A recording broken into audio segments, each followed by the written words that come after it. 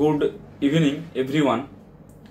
কম বেশি প্রত্যেকেই হয়তো খবরটা জেনে গেছো যে সুপ্রিম কোর্ট থেকে কি রায় দিয়েছে।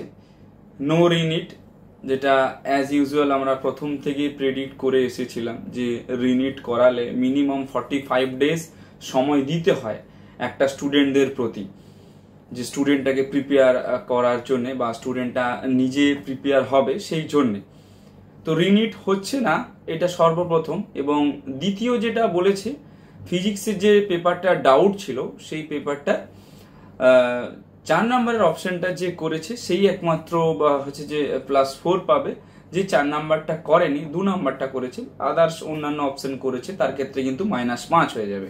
আর যে টাচ করেনি তার বিষয়টা সম্পূর্ণ আলাদা। এইখানে মেজরিটি অফ স্টুডেন্টের যে কোশ্চেনটা রয়েছে যে স্যার আমাদের তো নাম্বার রয়েছে জাস্ট কোয়ালিফাই, মানে ধরুন কারো স্টুডেন্টের কোয়ালিফাই মার্কস রয়েছে, কারো ধরুন 164 পেয়েছে কেউ, বা কেউ হয়তো 129 পেয়েছে, ওইটা বোনাসটা অ্যাড করে, সেই ক্ষেত্রে তাদের তো 5 নাম্বার কম হয়ে যাচ্ছে। মানে তাদের যদি 5 নাম্বার কম হয় তাহলে কি কাট অফটা আবার কমবে, না কাট অফটা যেটা রয়েছে সেটাই থাকবে? সেই বিষয়ে এখনো পর্যন্ত এনটিএ বা এমসিসি কেউ কোনো রকম ভাবে কোনো আপডেট কিচ্ছু ডিক্লেয়ার করেনি। শুধু তাই নয়, রেজাল্ট আবার পাবলিশ হবে, সেই রেজাল্টও এখনো পর্যন্ত পোর্টালে ভিজিবল হয়নি। রেজাল্টটা পাবলিশ হওয়ার পর তারপরে অল ইন্ডিয়া কাউন্সিলিং হবে, তারপরে state wise counselling. All India counselling আর স্টেট ওয়াইজ কাউন্সিলিং, এই কাউন্সিলিং এর সম্বন্ধে বেশিরভাগ গার্ডিয়ান বা স্টুডেন্টদের যে ধারণাটুকু রয়েছে যে কাউন্সিলিং মানে শুরু থেকেই হচ্ছে রেজিস্ট্রেশন চয়েস ফিলিং, একদমই না। সবার প্রথমে বেরোবে কিন্তু ইনফরমেশন বুলেটিন। ইনফরমেশন বুলেটিনে ক্লিয়ারলি মেনশন থাকবে যে তুমি কি কি ডকুমেন্টস তোমার লাগবে কাউন্সিলিং এর জন্য, রেজিস্ট্রেশন কবে থেকে শুরু হবে, চয়েস ফিলিং কবে থেকে শুরু হবে, চয়েস লকিং কবে থেকে শুরু হবে, রেজাল্ট কবে বেরোবে, ফিজিক্যাল ভেরিফিকেশন কবে হবে, সমস্ত ডিটেলস কিন্তু ইনফরমেশন বুলেটিনে ডেট ওয়াইজ দেওয়া থাকবে। এটা হচ্ছে ফার্স্ট। সেকেন্ড হচ্ছে যে কি, এই যে ইনফরমেশন বুলেটিনটা বেরোনোর পর মিনিমাম তোমরা 8 থেকে 10 দিন সময় পাবে ডকুমেন্টেশন গুলো রেডি করার। কারণ অনেক স্টুডেন্ট রয়েছে যাদের জেনারেল কাস্ট হিসাবে রেজিস্ট্রেশন করা ছিল, তারা কেউ হয়তো ওবিসি সার্টিফিকেট বের করেছে, কেউ হয়তো ইডব্লিউ সার্টিফিকেট বের করেছে, বা তাদের হয়তো পেন্ডিং এ ছিল তারা বের করেছে। তো তারা সেটা আবার রেজিস্ট্রেশনের সময় কিন্তু সাবমিট করতে পারে, এই নয় যে সাবমিট করতে পারে না। এটা গেল সেকেন্ড। থার্ড হচ্ছে যে কি, প্রচুর স্টুডেন্ট রয়েছে যারা হচ্ছে যে এই ওবিসি কাস্ট সার্টিফিকেট হোল্ড করে, যাদের ওবিসি কাস্ট সার্টিফিকেট 2010 সালের পরে। এইখানে আমাদের দিল্লি হাইকোর্ট থেকে, কলকাতা হাইকোর্ট থেকে যে হচ্ছে যে প্রফরমাটা বা যে রায়টা দিয়েছিল সেটা হচ্ছে যে কি 2010 সালের পর যাদের ওবিসি সার্টিফিকেট হচ্ছে তাদের প্রত্যেকেরই কাস্ট সার্টিফিকেট কিন্তু বাতিল হয়ে যাবে। সেই বিষয়ে এখনো পর্যন্ত এনটিএ কিন্তু কোনো কথা বলেনি। আবার ঘুরে ফিরে আসছি যে তাহলে এখন আমরা কি করব বা এখন কি করণীয়।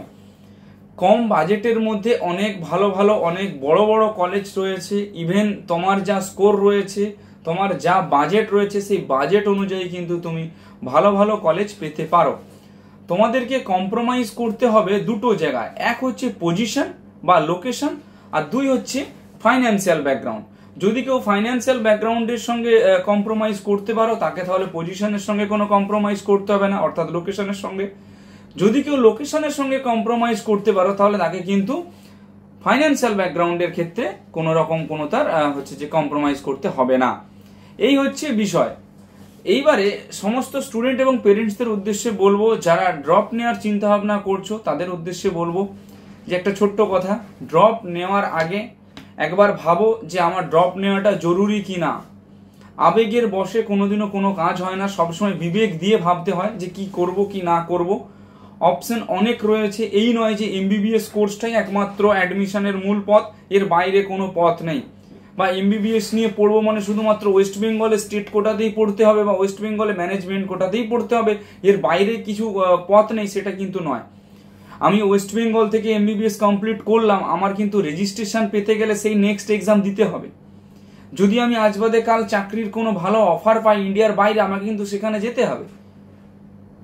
তো এই সমস্ত জিনিসগুলো ভালোভাবে মাথায় ঢুকিয়ে চিন্তা ভাবনা করে তারপরে রুট ম্যাপটা তৈরি করো। কোন কাস্টের কত কাট অফ যাবে এই রিলেটেড ভিডিও আমাদের আস্তে আস্তে আসতে থাকবে। এবং যে সমস্ত স্টুডেন্টরা এখনো পর্যন্ত যাদের বর্ডারে স্কোর রয়েছে তাদের উদ্দেশ্যে বলবো প্যানিক হয়েও না, দেখা যাক না ইনফরমেশন বুলেটিন পর্যন্ত কি খবর আসে। ভিডিওটা কেমন লাগলো একটু জানিও। কাউন্সিলিং রিলেটেড বা অ্যাডমিশনের সাপোর্ট রিলেটেড যদি কারো কোনো কোয়ারি থেকে থাকে তোমরা আমাদের কল বা হোয়াটসঅ্যাপ করতে পারো।